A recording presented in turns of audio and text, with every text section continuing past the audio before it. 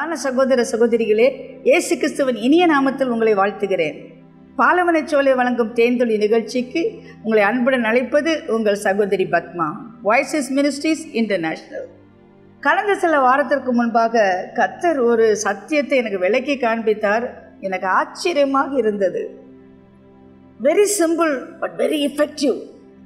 கர்த்தர் யாரையெல்லாம் அழைத்தாரோ, யாரையெல்லாம் பெரிய தலைவர்களாய் மாற்ற வேண்டும் என்று விரும்பினார்களோ அத்தனை பேரையும் தனிமைப்படுத்தி இருக்கிறார். Isolation. They have been through the process of isolation, then they are blessed.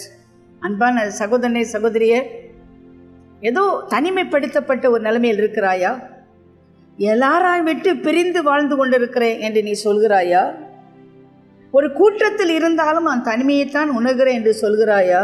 நீ ஆசீர்வதிக்கப்பட்டவன். அநேக உதாரணங்களை வேதத்திலிருந்து நான் சொல்ல போகிறேன். ஆபிரகாமை கர்த்தர் ஆசீர்வதித்தார் என்று ஆதியாகமம் 12ஆம் அதிகாரத்திலே நாம் பார்க்கிறோம். ஆபிரகாமை ஆசீர்வதிக்கும் பொழுது ஆண்டவர் என்ன சொன்னார் தெரியுமா? தேசத்தையும் இனத்தையும் உன் தகப்பனுடைய வீட்டையும் விட்டு புறப்பட்டு நான் உனக்கு காண்பிக்கும் தேசத்திற்கு போ. நான் உன்னை பெரிய ஜாதியாக்கி உன்னை ஆசீர்வதித்து உன் பெயரை பெருமைப்படுத்துவேன். நீ ஆசீர்வாதமாய் இருப்பாய். உன்னை ஆசீர்வதிகளை ஆசீர்வதிப்பேன், உன்னை சபிக்கிறதை சபிப்பேன். பூமியில் உள்ள வம்சங்கள் எல்லாம் உனக்குள் ஆசீர்வதிக்கப்படும். உன்னை நான் ஆசீர்வதிப்பேன். எத்தனை பெரிய ஆசீர்வாதம்! உன் பெயரை பெருமைப்படுத்துவேன். நீ ஆசீர்வாதமாய் இருப்பாய். உன்னை பெரிய ஜாதியாக்குவேன். உன்னை ஆசீர்வதிகளை ஆசீர்வதிப்பேன், உன்னை சபிக்கிறதை சபிப்பேன். பூமியின் வம்சங்கள் எல்லாம் உனக்குள் ஆசீர்வதிக்கப்படும். ஆனால் அங்கே ஒரு கண்டிஷன் போடுறார், நிபந்தனை போடுறார். அந்த நிபந்தனை என்ன தெரியுமா?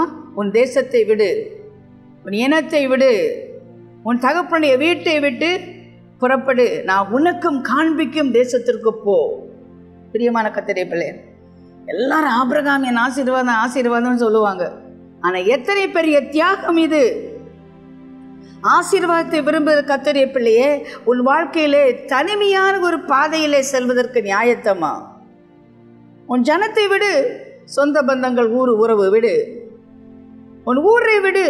ஓ, சென்னையை விட்டு நான் எங்கேயுமே போக மாட்டேன். சென்னையை விட்டுட்டு நீ நார்த் இந்தியா போவியா? கத்தருக்கு ஊழியத்துக்கு போவியா? ஐயோ, அது போக முடியாதுப்பா, உடனே போக முடியாதுப்பா.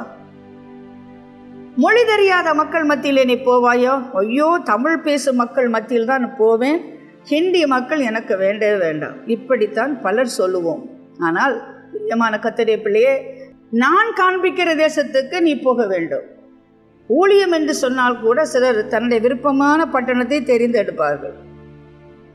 அதான் யோனா ஆண்டவர் நினிவேக்கு போசனுக்கு தர்சீசுக்கு போய்விட்டான். ஆனால் யாருக்கு இந்த ஆபிரகாமின் ஆசீர்வாதம் என்றால், the process of isolation, தனிமைப்படுத்தப்பட்ட ஒரு நிலவரத்தில் போகிற மக்களுக்கு தான் இந்த ஆசீர்வாதம் வாக்கு பண்ணி இருக்கிறது.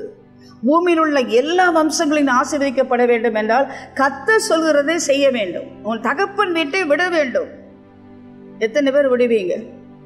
கர்த்தருக்கு ஒருவன் என்னை பின்பற்றி வர விரும்பினால் தன்னைத்தானே வெறுத்து சிலுவை எடுத்துக்கொண்டு என்னை பின்பற்றி வர கடவன்.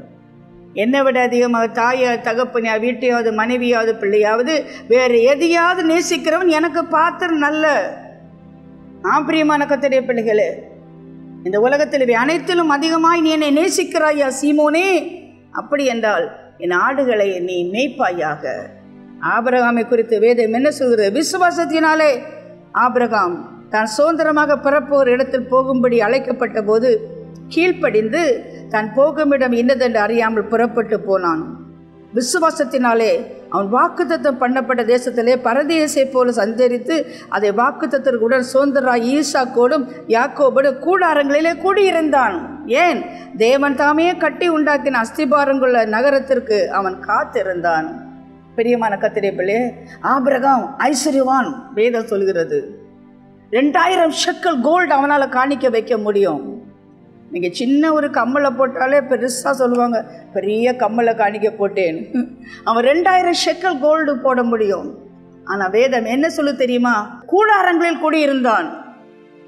அந்த காலகட்டத்தில் பெரிய மாடி வீடெல்லாம் இருந்தது நமக்கு அடையாளமாக இருக்குது. பார்வோனுடைய வீடு எப்படி பெரிதாக இருந்திருக்கும். ஆனால் ஆபிரகாம் கூடாரத்திலே வாசம் பண்ணினான். காரணம் என்ன தெரியுமா? தேவன் தாமே கட்டி உண்டாக்கின அஸ்திபாரங்கள் உள்ள நகரத்திற்கு அவன் காத்து இருந்தான். சே ஹல்லேலூயா.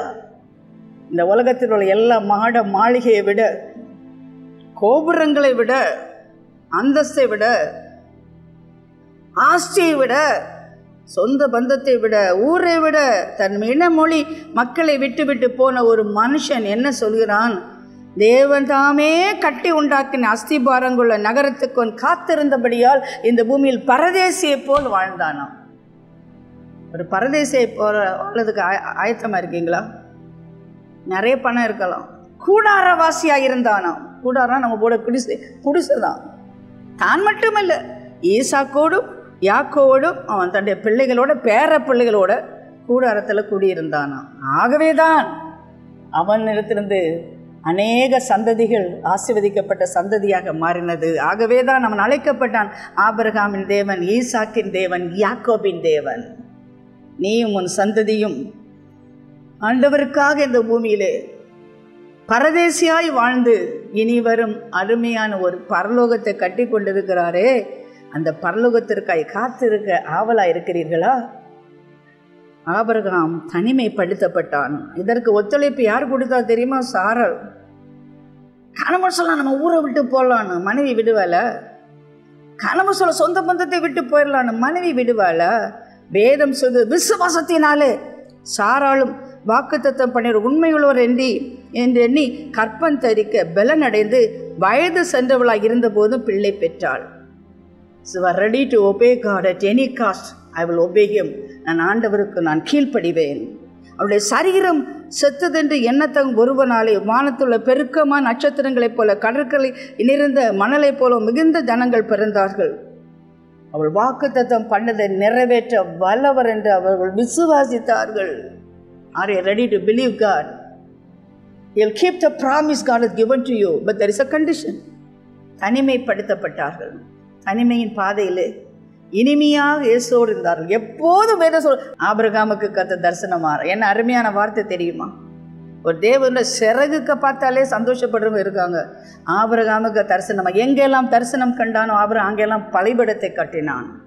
என்னை கேட்டுக்கொண்டிருக்க கர்த்தருடைய பிள்ளையே, தனியான பாதைகளை போவதற்கு நீ ஆயத்தமாக இருக்கிறாயா? மோசேயை குறித்து வேதம் சொல்கிறது, பிரியமான கர்த்தருடைய பிள்ளையே, விசுவாசத்தினாலே மோசே தான் பெரியவன் ஆன போது 24 வசனம், பார்வனுடைய குமாரத்தின் மகன் எனப்படுவதை வெறுத்து அநித்தியமான பாவசம் அனுபவிப்பர் பார்க்கலும் தேவனுடைய ஜனங்களோடு துன்பத்தை அனுபவிப்பதை தெரிந்து கொண்டு இனிவரும் பலன் மேல் நோக்கமாக இருந்து எகிப்திலுள்ள பொக்கிஷங்கள் இந்த கிறிஸ்து நிமித்தம் வரும் நிந்தை அதிக பாக்கியம் என்று எண்ணினான். குழந்தை பிறந்தவுடனே பிரிக்கப்பட்டது, ஐசோலேஷன். அம்மா எப்படியோ ஒரு வளர்ப்பு தாயாக சொந்த தாய் மாறுகிறாள். ஆனால் அவன் கொஞ்சம் பிள்ளை பால்குடி மறந்தவனை எங்கே போகிறான்? அந்த அரண்மையை பார்வோனுடைய குமாரத்தின் மகன் என்று அழைக்கப்படுகிறான். செப்பரேட்டட். பால் குடித்த தாயை விட்டு பிரிக்கிறார் ஆண்டவர். அவன் எகிப்தில் அவன் வாழ்ந்து கொண்டு இருக்கிறான். என்னை கேட்டுக்கொண்டு இருக்கும் கர்த்தருடைய பிள்ளைய, வேதம் என்ன சொல்வது தெரியுமா? அநித்தியமான பாவ சந்தோஷத்தை அனுபவிப்பதை பார்க்கலும் தேவனுடைய ஜனங்களுடைய துன்பத்தை அனுபவிப்பதை தெரிந்து கொண்டு இனிவரும் பலன் மேல் நோக்கமாக இருந்தான். உங்கள் வாழ்க்கையில் இப்பொழுது நடக்கிறதை மட்டும் நீங்கள் நோக்கமாக இருக்கிறீர்களா? இனிவரும் பலன்கள் மேல் நீங்கள் நோக்கமாக இருக்கிறீர்களா? இந்த காலத்தில் நாம் வாழ்கிற வாழ்க்கையில் இருக்கிற சிற்றின்பத்தை குறித்து கொஞ்சம் சட்டை பண்ணாதீங்க. ஒரு பேரின்பம் உங்களுக்கு காத்திருக்கிறது. அதற்காக இந்த உலகத்தில் உள்ள சிற்றின்பங்களை வெறுப்பதற்கு நீங்கள் தயாராக இருக்கிறீங்களா? அவன் எகிப்திலே இளவரசனாக அவன் மாறுகிறான். பிரியமான கர்த்தருடைய பிள்ளையே, தனிமைப்படுத்தப்பட்டவன் தான். ஆனால் இஸ்ரவேல் மக்கள் வேதனை அனுபவிப்பதை அவன் பார்த்தபோது எகிப்தியனை கொண்டு விட்டு இஸ்ரவேலனை காப்பாற்றும் பொழுது அவனுக்கு விரோதமாய் பெரிய துன்பங்கள் துக்கங்கள் வரும் பொழுது அவன் ஓடி போயிடுறான். தனிமைப்படுத்தப்பட்டான். 40 ஆண்டுகள் வனாந்தரத்தில் எகிப்துடைய இன்ப வாழ்வை வெறுத்து விட்டு கர்த்தருடைய பிள்ளைகளால் வருகிற அந்த சந்தோஷத்தை அவன் அனுபவிக்கிறான். பிரியமான கர்த்தருடைய பிள்ளையே, இன்ப வாழ்க்கை எனக்கு வேண்டாம், ஏசு எனக்கு போதும், இந்த உலகத்தின் இன்பம் எனக்கு வேண்டாம், அநித்தியமான பாவ சந்தோஷம் எனக்கு வேண்டாம். அதற்காக வனாந்தரத்தில் தனிமைப்படுத்தப்பட்டான். அருமையாய் வளர்த்த தாயை விட்டு பிரிந்தான். இருந்த அரண்மனையில் இருந்த மகாராணியை விட்டு பிரிந்தான். இப்பொழுது வனாந்தரத்திலே வாழ்ந்து கொண்டிருக்கிறான். அந்த வனாந்தரத்தில் தான் முச்செடியின் தரிசனத்தை அவன் பார்க்கிறான். என்னை கேட்டுக்கொண்டிரு கர்த்தருடைய பிள்ளை, என்னை தனிமைப்படுத்தப்படும் பொழுது அது மிகவும் கொடூரமான ஒரு அனுபவம் என்றோ, தாங்க முடியாத அனுபவம் என்றோ என்றல்ல, அங்கேதான் தரிசனம் பெற்றுக்கொள்கிற இடமா இருக்கும். ஆபிரகாம் தரிசனம் பெற்றுக்கொண்டான், இங்கே மோசே தரிசனம் பெற்றுக்கொள்கிறார். சாதாரண தரிசனமா இல்லை. எந்த எகிப்தை விட்டு எனக்காக நீ ஓடி வந்தாயோ அந்த எகிப்திற்கு தலைவனாய் நான் உன்னை மாற்றுகிறேன். ஒரு கோலினால் பார்வோனை நான் சாகடிப்பது மட்டுமல்ல, அந்த ஊரை அழித்து விட்டு அவர்களுக்கு மேல் ஒரு பெரிய ஒரு நம்பிக்கையை உனக்கு நான் தருவேன் என்று கர்த்தர் சொல்கிறார். அப்படியே தான் மோசேயை ஆண்டவர் பார்வோனிடத்திலே போய் சொல்லி அந்த ஜனங்களை விடுவித்து கானானுக்கு நேராய் 6 லட்சம் மக்களை வழிநடத்துகிற ஹீரோவா கர்த்தர் அவனை மாற்றுகிறார். இந்த உலகத்திலே கர்த்தரால் தெரிந்து கொள்ளப்பட்டவர்கள் அனைவருமே தனிமையின் பாதையிலே சென்றார்கள் என்று நாம் பார்க்கிறோம். இன்னும் நாம் வேதத்திலே பார்க்கிறோம். பிரியமான கர்த்தருடைய பிள்ளைகளே, நாம் சிம்சோனை பார்க்கிறோம், எப்தாவை பார்க்கிறோம், தாவீதை பார்க்கிறோம், சாமுவேலை பார்க்கிறோம். தாவீது தகப்பன் பெற்ற தாய் தகப்பனாரால் அவன் தனிமைப்படுத்தப்பட்டான். சாமுவேல் அந்த பிள்ளைகளில் ஒருவனை ராஜாவாய் தெரிந்து கொள்வதற்காக வரும்பொழுது தாவீது அங்கே இல்லை, நிராகரிக்கப்பட்டவன், புறக்கணிக்கப்பட்டவன். ஆனால் சாமுவேல் யாரை தேடினார் தெரியுமா? தாவீதை தான் தேடினார். அவன் தலைமையில் அபிஷேக தைலம் ஊற்றப்பட்டது. அவன் இஸ்ரவேலுக்கு, சமஸ்த இஸ்ரவேலுக்கும் ராஜாவாக்குற திட்டம் இருந்தது. ஆனாலும் சவுல் அவனை கொல்ல தேடினபடியா வனாந்தரத்திலே அவன் சஞ்சரித்தான். வனாந்தரத்திலே சுற்றி அலைந்தான். உடனே அவன் ராஜாவாக மாறவில்லை. என்னை கேட்டுக்கொண்டிருக்கிற கர்த்தருடைய பிள்ளைகளே, அவன் ராஜாவாய் மாறவில்லை. அநேக ஆண்டுகள் வனாந்தரத்தில் சுற்றி தெரிந்தவனைத்தான் இறுதியிலே ராஜாவாய் கர்த்தர் மாற்றுகிறார். அங்கும் கூட அவனுடைய மகனாய் எப்சலோம் அவனை வெறுப்பதை நாம் பார்க்கிறோம். எல்லாராலும் வெறுக்கப்பட்டாலும் தேவனால் நேசிக்கப்பட்டவனாக வனாந்தரங்களை இன்ப கீதங்களை வாசிக்கிறவனாக தாவீது இருந்தபடியால் தான் அந்த தாவீதின் சந்ததியிலே இயேசு பிறந்தார். தனிமைப்படுத்தப்பட்டவர்கள். யோபு தனிமைப்படுத்தப்பட்டவர். அவன் பிள்ளைகளெல்லாம் ஒரே நாளில் மரித்தார்கள். ஒரே நாளில் எல்லா பிள்ளைகளும் மரித்தார்கள். ஒரு பிள்ளைக்கு தலைவலி வந்தால் கூட இந்த காலகட்டத்தில் தாய் தகப்பன்மார் தாங்க மாட்டார்கள். அத்தனை பிள்ளைகளும் ஒரே நாளில் அடுக்கி வைத்த போதிலும் அவன் சொன்னான், கர்த்தர் கொடுத்தார், கர்த்தர் எடுத்தார், கர்த்தருக்கு ஸ்தோத்திரம். நிர்வாணியாய் பிறந்த நான் நிர்வாணியாய் என் தாயின் வயிற்றில் செல்லுவேன் என்று கர்த்தரை அவன் துதித்தான். அவனுடைய மனைவி எல்லா வேதனை இருந்தாலும் மனைவியாவது பக்கத்தில் நிற்பாள் என்று பார்த்தால் அவள் சொன்னால், தூஷித்து நீ ஜீவனை விடு, சிங்கிள் அவுட். பிள்ளைகளை இழந்தான், மனைவியை இழந்தான். சரி, ஃப்ரெண்ட்ஸ் இருப்பாங்க, நல்லா இருக்கும். இந்த வேதனையிலையாவது ஃப்ரெண்ட்ஸ் எனக்கு உதவி செய்வாங்களா? ஃப்ரெண்ட்ஸ் வந்தாங்க, 7 நாள் அப்படியே உட்காந்துருந்தாங்க. அடுத்த சாப்டர்லாம் பார்த்தா அவன் மேலே குற்றம் சாட்டிகிட்டே இருந்தாங்க. ஆண்டவன் நல்லவர், நீ செஞ்ச பாவத்தை தான் நீ அனுபவிக்கிறேன்னு. ஆனால் அவன் தனிமையின் பாதையிலே, பொய் குற்றச்சாட்டின் பாதையிலே, யாருமில்லாத ஒரு பாதையிலே கர்த்தரை துதித்து கொண்டே இருந்தான். அவன் சொன்ன ஒரு வார்த்தை எனக்கு ரொம்ப பிடிக்கும், நீர் கொன்று போட்டாலும் உம்பரில் நம்பிக்கையாக இருப்பேன். ஐ சே ஹல்லேலூயா. என் வாழ்க்கையில் இந்த பாதையில் நான் போயிருக்கிறேங்க. எனக்கு ரொம்ப பிடிச்சது எங்கள் அப்பா என்ஜினியர், அவர் இறந்துட்டார். அப்புறம் என்னை வளர்த்து எங்கள் தாய் சொத்தெல்லாம் விற்று கல்லூரியில் என்னை படிக்க வச்சு கிராஜுவேட் ஆகணும்னு நகையெல்லாம் எனக்கு பண்ணி கொடுத்து, இசைக்கருவியெல்லாம் படிக்க வச்சு, பரதநாட்டியம் படிக்க எல்லாமே பண்ணாங்க. ஒரு நாள் வந்தது, ஆண்டவர் சொன்னார், எல்லாவற்றையும் விட்டு பின்பற்றி வருகிறான்னு கேட்டார். எங்கள் அம்மாட்ட போய் சொல்கிறேன், நான் ஊழியத்துக்கு போகிறேன். எங்கள் அம்மாவுக்கு புரியாது. ஒன்று நீ வளர்ந்து மரமாவி எனக்கு கனி கொடுப்பேன்னு நினச்சேன், நீ என்னை விட்டு போறியா? அழுதாங்க. அவங்க எல்லாம் கல்யாணம் எல்லாமே ரெடி பண்ணுறாங்க. சொன்னேன், இல்லை, கர்த்தருடைய ஊழியத்துக்கு நான் போகிறேன். ஒரு பக்கம் எங்கள் அம்மா அழுறாங்க, ஒரு பக்கம் ஆண்டவர் அழுறாரு. உனக்காக நான் மரித்தேன், எனக்காக நீ என்ன செய்வாய்? அன்னை அன்பில் விலையேற பெற்ற ஆண்டவர் அன்புக்காக என்னை அர்ப்பணித்தேன். அம்மா அழ நான் அர்ப்பணித்தேன். இன்றைக்கு ஆண்டவர் என்னை சந்தோஷமாக வச்சிருக்கிறாரு. என்னை கேட்டுக்கொண்டிருக்க கர்த்தருடைய பிள்ளை, கர்த்தருடைய ஊழியத்துக்கு அப்போ கொடுத்த போது தனிமைப்படுத்தப்பட்டேன். எங்கள் தாத்தா என்னை காரி உமிழ்ந்தார். எங்கள் சொந்தக்காரங்களும் என்னை பற்றி போய் குற்றச்சாட்டு சொன்னாங்க. எல்லாவற்றிலும் நான் சந்தோஷமாக இருந்தேன். ஏனென்றால் எனக்கு மகிமையான ஒரு பரலோகம் இருக்கிறது. என் வாழ்க்கை முடிவிலே ஒரு இன்ப உலகம் எனக்காய் ஆயத்தப்படுத்தப்பட்டிருக்கிறது. இங்கு கொஞ்சம் பாடம் வைக்கிற எனக்கு அதிக நித்திய கனமகியம் உண்டு. The slight affliction will bring eternal weight of glory. அந்த மகிமையான பரலோகத்திற்காக கர்த்தர் அருளுகிற மகிமையான அந்த அந்த இடத்திற்காக என் வாழ்க்கையில் சந்தோஷத்தை அனுபவித்தேன். என் கணவர் என்ன பார்த்து கல்யாணத்துக்கு முன்னால் சொன்ன, உனக்கு தர்றதுக்கு ஒன்றுமே கிடையாது, என்கிட்ட வெறும் 2 பெட்டி இருக்குது, ஒரு அக்காடின் இருக்குது, 2 சட்டை இருக்குது, அவ்வளோதான், வேறு எதுவும் என்கிட்ட எதிர்பார்க்க முடியாது. ஃபுட்லெஸ், ஹோம்லெஸ், ஸ்லீப்லெஸ் லைஃப். எங்கே தங்கணும்னு நமக்கு தெரியாது, என்ன சாப்பிடும்னு தெரியாது, எங்கே தூங்கணும்னு தெரியாது. அது என் வாழ்க்கை, பரதேசி வாழ்க்கை. Are you ready? நான் சொன்னேன், ஐம் ரெடி. ஏன் தெரியுமா? என்றைக்கும் அவர் கன்வென்ஷனில் இருப்பார். திரள் கூட்டமான மக்கள் ஒரு கன்வென்ஷனுக்கு வருவாங்க, மரத்து மேலே இருந்து பார்ப்பாங்க, வண்டி மேலே ஏறி வருவாங்க. எனக்கு மிகுந்த சந்தோஷம். இதுதான் கேட்டேன் ஆண்டவர்கிட்ட, என்னை கன்வென்ஷனில் வையோன்னு. அப்படியே கன்வென்ஷனில் கர்த்தர் வச்சார். பிரியமான கர்த்தருடைய பிள்ளையார், எங்கள் அன்பான கணவரோடு வாழ்ந்த கொஞ்சம் நாட்கள் சந்தோஷமாக இருந்தது. திரும்பவும் கர்த்தர் என்னை தனிமைப்படுத்தினார். என் கணவர் என்னை கூப்பிட்டு, இந்த உலகத்தை விட்டு நான் போகிறேன், உனக்கு தெரிஞ்சதுக்கு ஒன்றும் கிடையாது, ஒரு 4 வயசு ஒரு பையன், 8 வயசு ஒரு பொண்ணு, என்னை இருக்க அபிஷேகத்தை மட்டும் நான் தர்றேன், இதை எடுத்து நீ போன்னு சொன்னார். அன்றைக்கி தான் நின்னேன். பொழுது விடிஞ்சால் யாரும் இல்லை, தங்க வீடு இல்லை, கொடுக்கறது காசு இல்லை, கல்ற கூட இரவலுங்க, கல்ற கூட இரவல். ஒரு அருமையான கர்த்தரை தாசங்க நடராஜம்லாரு பிடிக்கும். அவர் தாத்தாக்க வாங்கி போட்ட லேண்டை கொடுத்தாரு. கர்த்தரை இயேசு கிறிஸ்து கல்ற இரவல், நடராஜம்லாரு கல்ற இரவல். அதில் தான் நான் அடக்கம் பண்ணேன். என்னை கேட்டுக்கொண்டு கர்த்தரை தனிமைப்படுத்தப்பட்டேன். 31வது வயசில் தனிமைப்படுத்தப்பட்டேன். சொந்தக்காரங்க யாரும் இல்லை. என் கணவருடைய சொந்தக்காரங்கெல்லாம் தென்னாப்பிரிக்காவில். எங்கள் என் சொந்தக்காரெல்லாம் என்னோட வரமாட்டாங்க. ஆனால் கர்த்தர் என்னோட வந்தார். சந்தோஷமான ஒரு வாழ்க்கையை கொடுத்தாரு. சின்ன பிள்ளைகள் 2 பேரும் தூக்கிட்டு தெரு தெருவாக போனேன், பட்டி தட்டி கிராமம் போனேன், குடிசையில் தங்கினேன்.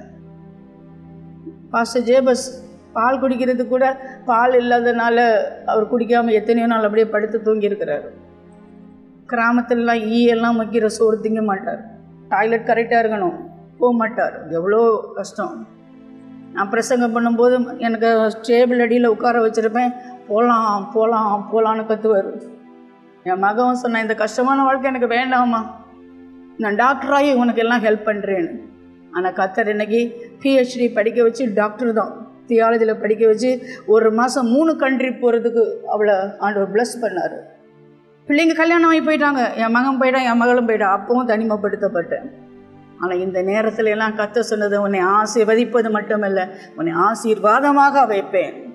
தனிமையின் பாதையில் தகப்பையும் கூட இருந்து பெருமையாக சொல்லலை, நான் என்ன செஞ்சேன் யாருக்கெல்லாம் ஆசிரம சொல்லலை, ஆனால் ஆசீர்வாதமாக கர்த்தர் வச்சார். பல தேசங்களுக்கு கொண்டு போனார். அந்த தேசங்களுக்கு கூட தனிமை தான். ஒரு ஹோட்டலில் விட்டுட்டு போயிடுவாங்க, அடுத்த நாள் வருவாங்க என்னை கூட்டிகிட்டு போகிறதுக்கு. அந்த நேரத்தில் கருப்பர்கள் ஹோட்டலில் எனக்கு ஒன்றுமே தெரியாது. எனக்கு சாப்பாடு கொண்டு வரது கருப்பாள், என் பெட்ஷீட் போடுறது கருப்பர்கள். எனக்கு பயமே இல்லை. Jesus was with me, God is with me, nothing can shake me, God is for me, who can be against me, what can be against me. என்னை ஆசீர்வாதமாய் கர்த்தர் வைத்தார். பிரியமான கர்த்தருடைய பிள்ளைகளே, இயேசுவே தனிமைப்படுத்தப்பட்டார். யோபு மட்டும்தான்.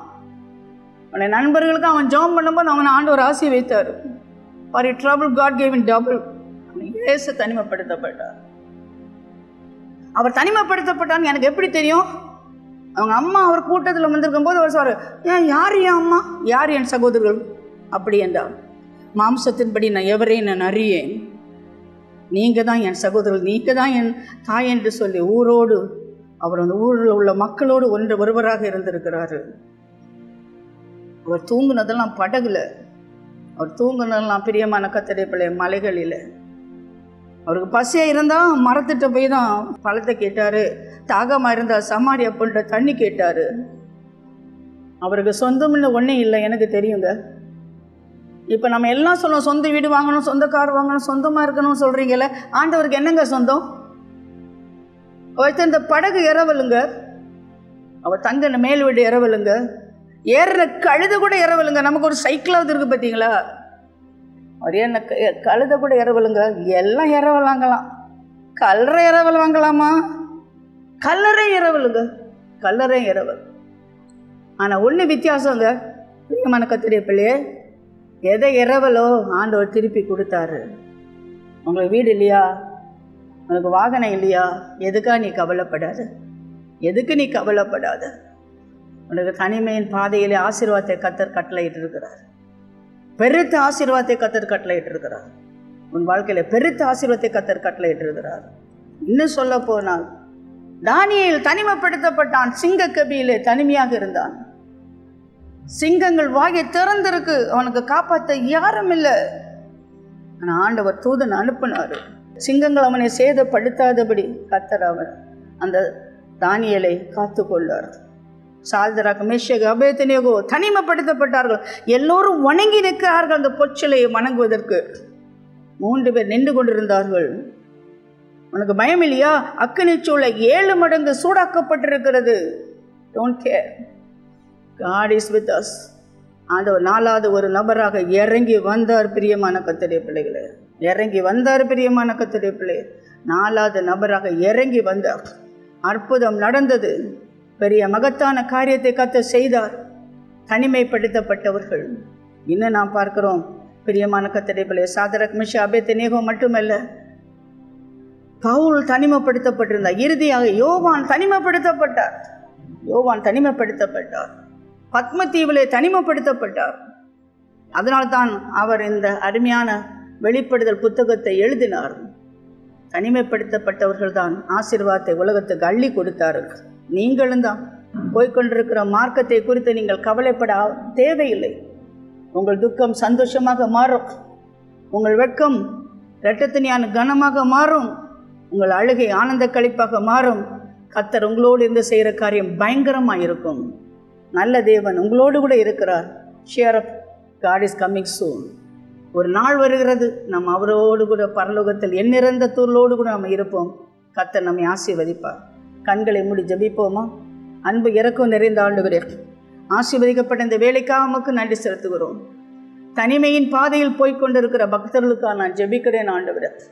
ஏசப்பா, யாராக இருந்தாலும் எனக்கு வாழவே முடியலை, எனக்கு சொந்த பந்தங்கள் என்னை விட்டு விலக்கி விட்டார்கள் ஆண்டவரே. எல்லா சூழ்நிலையிலும் யாரையும் நம்பி போக என்னால் முடியவில்லை. நம்பினவர்கள் எல்லாரும் என்னை ஏமாற்றி விட்டார்கள். நான் மிகுந்த உபத்திரவத்தின் மத்தியில் இருக்கிறேன் ஆண்டவரே. எனக்கு உதவி செய்யும் என்று கெஞ்சுகிற மக்களுக்காக நான் ஜெபிக்கிறேன். அவருடைய தனிமையின் பாதையை இனிமையாய் மாற்றுகிற தேவன் நீர் ஆண்டவரே. உம்முடைய பிரசன்னம் அவளோடு கூட இருக்கும். அவளை ஆசீர்வதிப்பீர், பெரிய ஜாதியாக்குவீர், பேரை பெருமைப்படுத்துவீர், அநேகருக்கு ஆசீர்வாதமாக அவளை மாற்றுவீர். கர்த்தருடைய கரம் அவளை தாங்கும். இயேசுவின் நாமத்தில் கெஞ்சி மன்றாடுகிறேன் பரமபிதாவே, ஆமென்.